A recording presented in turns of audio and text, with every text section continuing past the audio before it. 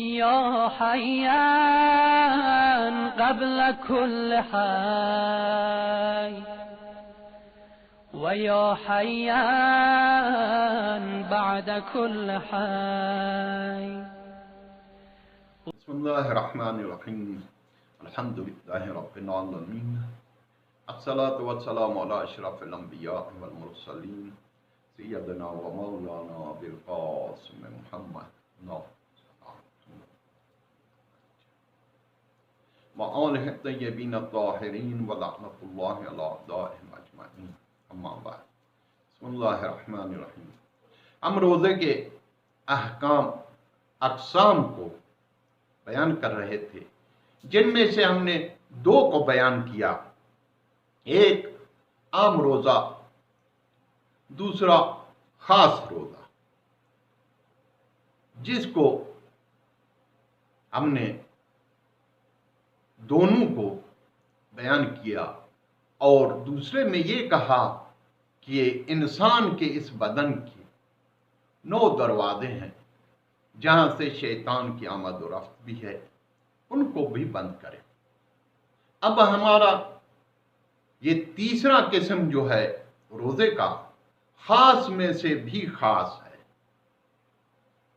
اس قسم میں ایک تو وہ جو عام روزے میں تھا اس سے بچیں، دوسرے وہ جو 9 دروازے تھے ان کو بھی شیطان کے لیے بند کریں۔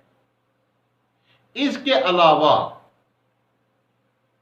انسان کا دل، جس کو بیت اللہ یعنی خدا کا معنوی گھر کہا گیا ہے، وہاں سے غیر خدا کو بالکل نکال دیں، اس کا صفایا ہو جائے، یعنی پوری توجہ اس خالق کی طرف دیں،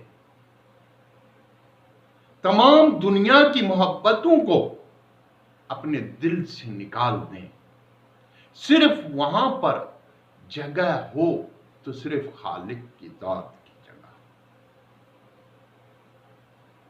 جس وقت انسان اپنے دل کو فقط اللہ کے لیے گھر بنا دے، روزے میں یہ ہے کہ پوری توجہ اس کا دل پوری توجہ کے ساتھ جب خدا کا گھر بن جائے تو اس کو خاص میں سے بھی خاص روزہ کہا جاتا ہے۔ یہ 3 قسمیں جو روزے کی ہیں، ایک عام روزہ، دوسرا خاص، تیسرا خاص میں سے بھی خاص۔ اسی طریقے سے نماز کی بھی یہی قسمیں ہیں۔ ایک عام نماز ہے جس کو وہی ارکان اور واجبات جس میں انجام دیے جائیں اس کو عام نماز کہا جاتا ہے۔